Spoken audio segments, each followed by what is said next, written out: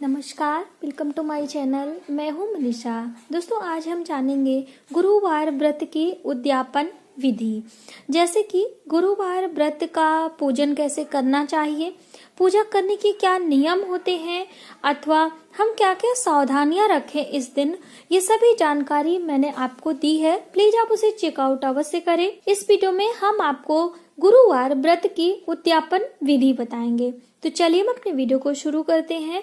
दोस्तों, गुरुवार का व्रत बहुत ही फलदायी होता है। सभी मनोकामना को पूर्ण करने के लिए इस व्रत को किया जा सकता है और इस व्रत को यदि हम पूरे श्रद्धा और नियम से करते हैं तो हमारी मनोकामनाएं अवश्य पूर्ण होती हैं। दोस्तों, गुरुवार का व्रत अथवा उद्यापन हमेशा शुक्ल पक्ष में ही करना चाहिए। ये हमारे लिए बहुत ही शुभकारी होता है।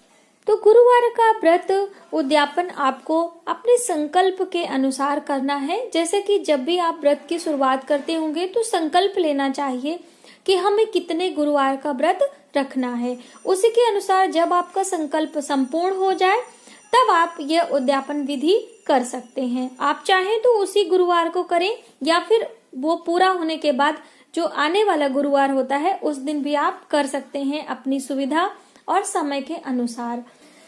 तो चलिए हम जानते हैं कि उद्यापन विधि में किन विशेष सामग्रियों की आवश्यकता होती है। और ये सभी सामग्री यदि आप एक दिन पहले लेके रखते हैं तो आपके लिए ज्यादा ही उपयुक्त होता है।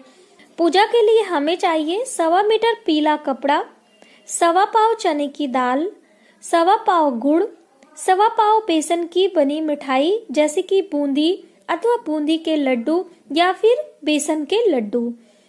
साथ में चाहिए मुनक्का, पीले फूलों की माला, पीले फल, केले, पपीता और पीला चंदन, हल्दी की गांठ, केसर, केले का एक छोटा पौधा, तुलसी पत्र और गुरुवार व्रत की एक पुस्तक जो आप पढ़ेंगे। उसके अलावा ये सभी चीजें आपको दान करनी है, इसलिए ये सभी चीजें आपको एकत्र कर कर रखनी चाहिए। दोस्तों, मैंने आपको सूक्ष्म विधि से बताया है कि इतना आपको लेना ही है। यदि इसके अलावा आपका सामर्थ्य है तो आप इससे अधिक भी ले सकते हैं। जैसे कि पीले कपड़े में आप ब्राह्मण को देने के लिए पीले वस्त्र, पीली धोती, पीला कुर्ता, इस तरह की चीजें भी आप ले सकते हैं। चने की दाल में आप 1.25 किलो कर सकते हैं, 5.25 किलो कर सकते हैं अथवा गुड़ भी इसी प्रकार से बढ़ाया जा सकता है। सभी चीजें आप अधिक भी कर सकते हैं, लेकिन इससे कम में आप उद्यापन विधि नहीं कर सकते हैं। इन सभी चीजों को एकत्र करने के बाद अब हम जानेंगे कि हम कैसे इसे हमें दान करना है। तो आपने जैसे प्रत्येक गुरुवार को सुबह सवेरे सभी कार्यों को निपटाते हुए स्नान ध्यान करना है। उसके बाद स्वयं पीला वस्त्र धारण करना है और पूजा की सभी तैयारी जैसे आपने करते हैं प्रत्येक गुरुवार को, उसी तरह से पूजा विधि करनी है। पूजा में आपको केसर का चंदन भगवान विष्णु को भी लगाना है और स्वयं भी लगाना चाहिए। और साथ में जो केले का पौधा आपने लिया है दान करने के लिए, उसे भी आपने वहां पे रख लेना है। और जो ये सभी वस्तुएं हैं आपको इसी पीले कपड़े में रखकर भगवान विष्णु को पूजा के साथ अर्पित करना चाहिए।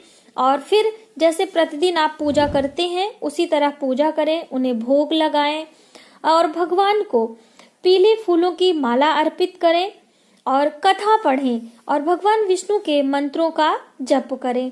आप हवन भी कर सकते हैं। हवन करने के लिए आप 11 बारी, 21 बारी और 108 बारी अपने समय के अनुसार ये हवन विधि आप करें। और सभी चीजें आप भगवान विष्णु को अर्पित करने के बाद आप उनसे प्रार्थना करें कि हे भगवान विष्णु, आपकी कृपा से हमारा व्रत संपूर्ण हुआ। हमने इतने व्रत का संकल्प लिया था, आज वह संपूर्ण हुआ और हमने उद्यापन विधि करी है। इस पूजा को आप सहर्ष स्वीकार करें और हमारी मनोकामना पूर्ण करें। उसके बाद केले के पौधे की परिक्रमा आपको करना चाहिए। परिक्रमा आप 7, 11, 21 बारी करें। उसके बाद भगवान विष्णु की आरती करें और क्षमा अवश्य मांगे। इस तरह से आपकी उद्यापन विधि यहाँ पे संपूर्ण होती है दोस्तों। लेकिन जैसा कि दान के बिना कोई भी व्रत संपूर्ण नहीं माना जाता है, तो इसलिए आपको एक ब्राह्मण को भोजन अवश्य कराना चाहिए।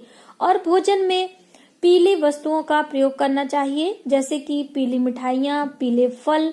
भोजन के बाद ब्राह्मण को दान देकर, सभी वस्तुएं देकर आपको उन्हें विदा करना चाहिए। यदि आप भोजन नहीं करा सकते हैं तो ऐसे में आपको सभी कच्ची वस्तुएं एक थाल में एकत्र करना है और साथ में जो आपने उद्यापन विधि के लिए सामग्री एकत्रित करी है वह भी किसी विष्णु मंदिर अथवा लक्ष्मी नारायण मंदिर में केले के पौधे के साथ में दान करना चाहिए। और भगवान का दर्शन करके आप अपनी उद्यापन विधि संपूर्ण करें। तो दोस्तों, यह थी भगवान विष्णु की उद्यापन विधि। यदि हमारी वीडियो आपको थोड़ी सी भी हेल्पफुल लगे तो प्लीज हमारी वीडियो को लाइक करें, शेयर करें, सब्सक्राइब जरूर करें न्यू वीडियोस के लिए। Thank you.